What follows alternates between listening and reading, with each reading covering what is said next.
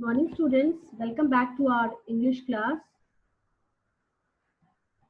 As you all know, today we are going to read chapter number 3 in Honeydew, and the name of the chapter is Glimpses of the Past. Glimpses, it means some sights of the past about the history.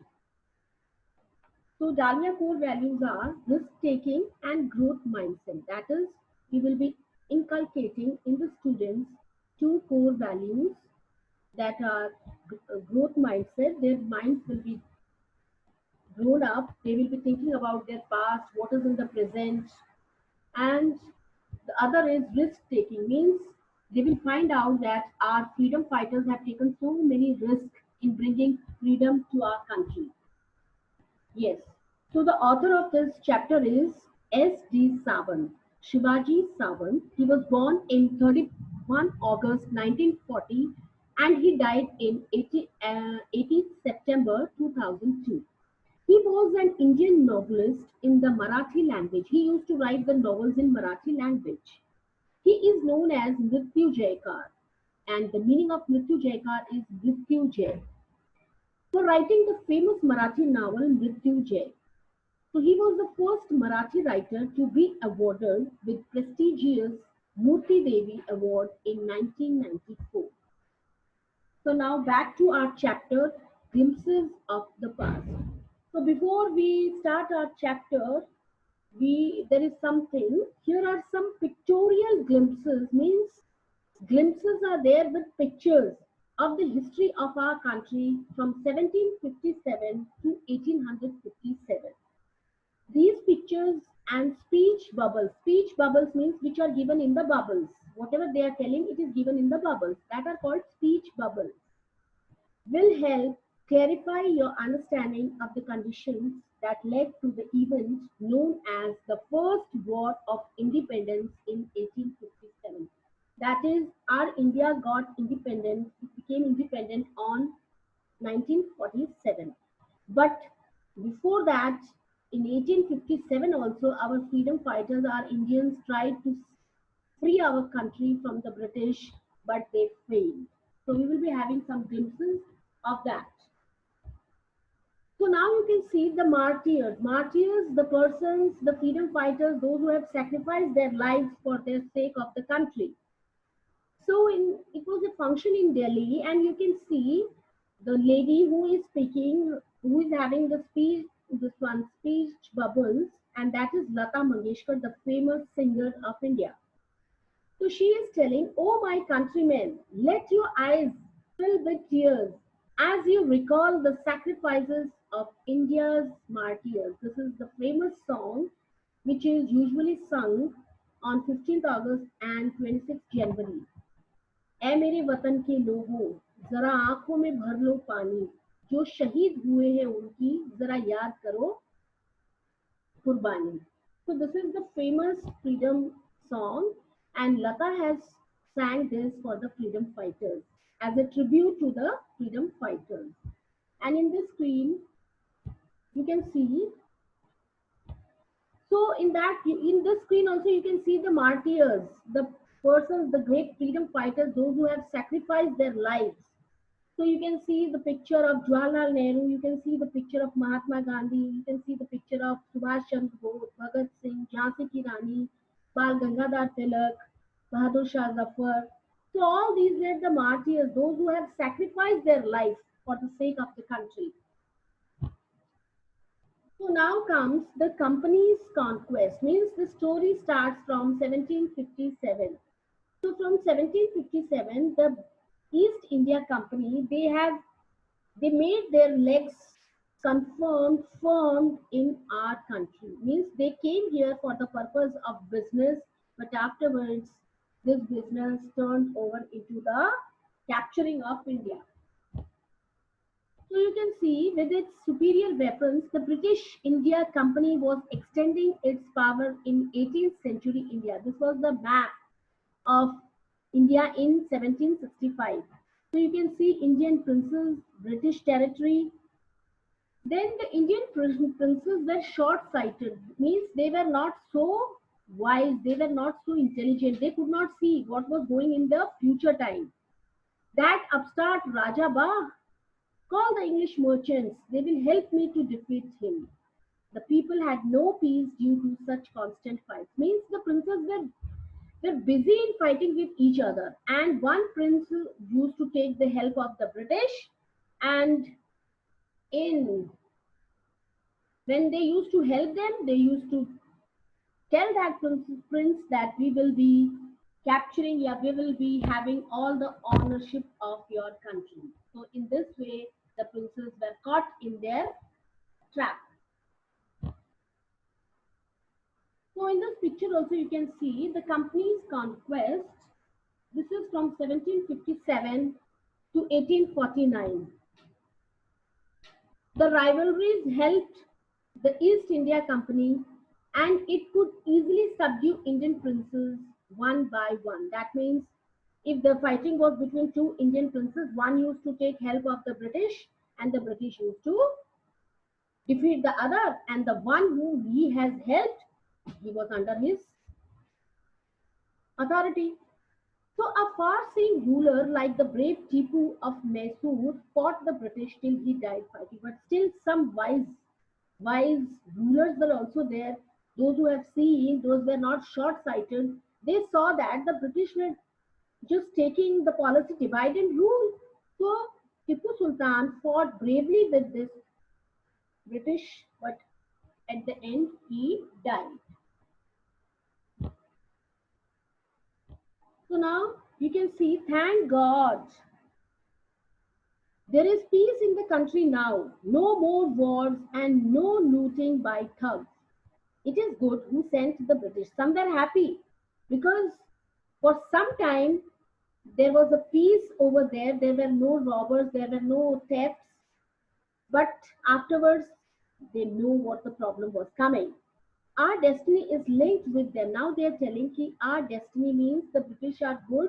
They will bring peace over here. They will bring happiness over here. Some of the Indians were thinking like this also.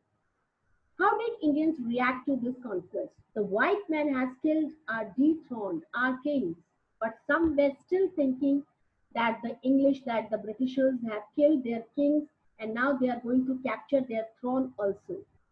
Some kings were not good, but are, after all, they were of this land. Now we have become slaves of foreigners. Now, afterwards, slowly, they realized that they had become the slaves of the Britishers. But some British rule from 1765 to 1836, some religious revolt also were there. Religious leaders preached ideas like untouchability and child marriage. Means they were busy in preaching all this nonsense in the society. Anyone who crosses the seas loses his religion. So these were some religious, some what do we call it, superstitious things which they were following. All the misery in the world is due to women. Some said that because of the women, all these things, all the weakness, all whatever the problem is coming, it is all due to the women. So British rule, what they were thinking, the truth was that Indians had lost self-respect.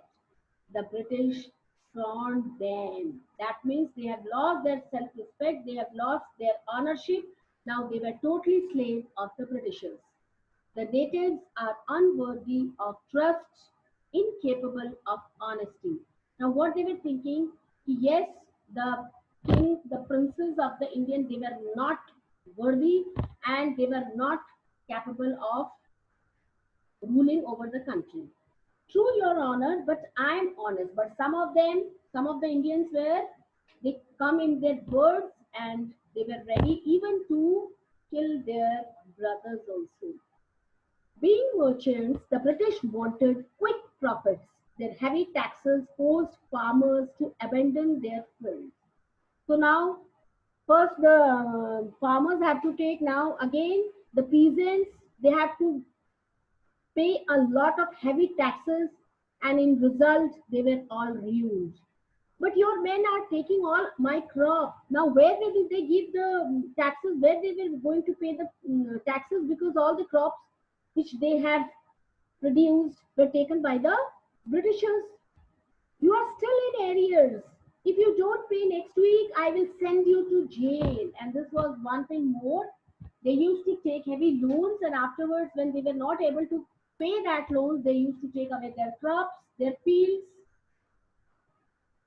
So, what this still the British invented other methods which gave them more profits. Now they were demolishing, they were just stopping, they were just destroying the Indian factories, and they were forwarding the British's factories.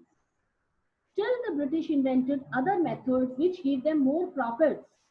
The good manufactured in England should not have any import duty when brought into India. So the goods, the things, the products which we used to come from England to India, there were no tax on them. But if the product from India used to go there, there were a heavy tax on them.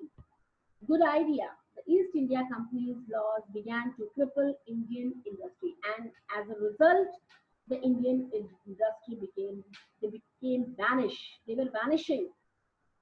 The British policies ruined the expert artisans and their business. Now, what will they do?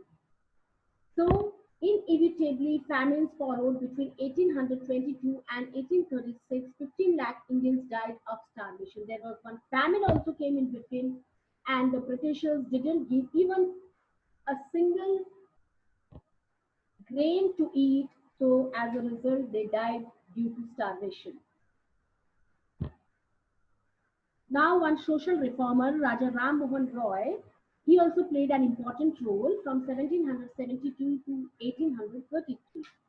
Ram Mohan Roy, a learned man from Bengal, understood what was wrong with their country. Now he understood what was going wrong in their country. Why the Britishers are just winning in all their unusual plans. Let us not despise ourselves. Our ancient culture is great, and we are capable of greater achievements. We must first reform our society. Superstitions have become ruining us because of the society is just ruined because of the superstitions. So we have to do something for our society also, for our country also. He told his wife Uma, cows are of different colors, but the color of their milk is the same. Different teachers have different opinions, but the essence of every religion is the same. That means the essence of every religion is same. So he was attracted by science and modern language, modern knowledge. He was a great educationalist, so he knew what was wrong in the society. So knowledge should be practical and scientific. Then he crossed the seas and went to England to see what made the British powerful. There he told them, we accept you as the rulers, and you must accept us as subjects. But you must remember the responsibility of a ruler owes to his subjects. Only just gaining profits and profits, that is not the duty of an honor. He should look upon his subjects also, what they are doing, what they are suffering from, whether they are having enough to eat, whether they have some work to do. So all these things the honor should understand. He started newspapers, but the suspicious British stopped them in 1823. Even Raja Ram Mohan Roy thought that many, many of the Indians were, at least they could read. So he thought of some newspapers that if we will publish newspapers, so everyone will be aware of what is going on in their country. But the suspicious, the Britishers stopped his newspaper in 1823. So now what is going on? Operation means everywhere there were dissatisfaction and poverty among the Indians. But the British continued to oppress Indians. They were just oppressing the Indians in one or the other way. In 1818, they had passed Regulation 3rd. Under it, an Indian could be jailed without trial in a court. That means Indian without any trial, whether he is faulty or he is a guilty, nothing else, he will be directly put into the court or in the jail. all the time British officers in India drew big salaries and also made fortunes in private business. All the good things were for the Britishers. Their salaries were increasing. They were making great fortunes in private business, and the Indian business were all destroyed. So in 1829, Britain was exporting British goods worth 7 crore rupees to India. They were exporting the British goods to India, and compulsory they were bringing that things in India. The Governor General Bantic reported back home the British prospered on the company's loot while Indian industries began to die. They were starving. The Indian industries were starving because the Britishers didn't want the Indian companies, the Indian factories to progress. So the bones of cotton weavers are bleaching the plains of India. The British. So this was the conditions of the Indian farmers, the Indian peasants. So there was dissatisfaction among the Indians. Education in India was in Persian and Sanskrit. So in 1835, an Englishman named Macaulay suggested a change. We should teach the natives through the English language. Now this was accepted. Yes, I agree. English education produced clerks to whom the British gave petty jobs under them. Incidentally, it also produced a new generations of intellectuals. Now, the Indians, when they got education, so they were becoming more and more intelligent. We must educate our brothers and try to improve their material conditions. For that, we must convey our grievances to the British Parliament. Now they were thinking that this education, the Indians should also get this education so that they can also do something in their life. So in 1856, the British had conquered the whole of India. Now they were the rulers of our India. They cared little about the needs of Indians. Our kings have become puppets. They were the puppets in the hand of the British. And we have lost our old jobs and lands. They are converting our brothers. You only talk, do something to drive them away. Now they became aware of the problems that they are ruining our lands, they are taking away our lands, they are converting our brothers, and now what to do? Just to take them, to drive them away from our India. So now the sparks of freedom, of revolt, of fighting, freedom fighting. Taxes continued to ruin the peasants. In Bengal, the Santals who had lost their lands under new land rules became desperate.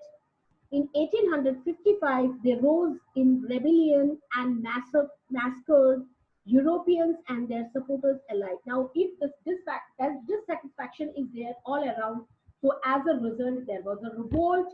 The peasants, the farmers, the artisans, all were dissatisfied and they wanted to get themselves free from the Britishers. So this content was brewing in the East India Company's army too. The white soldiers get huge pay mentions to live in servants while we get a pittance and slow promotions. So there was a huge difference between the salaries also. One British soldier is getting a heavy salary, whereas for the same post the Indians are getting low salaries. The Angrez ask us to cross the sea, which is against our religion. Who is the Topiwala to abolish our old age customs? We must drive out the Angrez. So now the freedom fighters, they were growing violent. Why this all this? Why this Britishers want us to cross the sea, which was against our religion? So as a result, Sipahi Mangal Pandey attacked the adjacent of his regiment and was executed. Now first revolt, first part was taken by the Sipahi Mangal Pandey. Thousands of other Sipahis revolted. They were stripped of their uniforms, humiliated, and put in irons. So they were put in irons, they were put in jails. Few Englishmen had cared to understand Indian customs or the people's mind. Oh, proud Brahmin soldiers, do you know?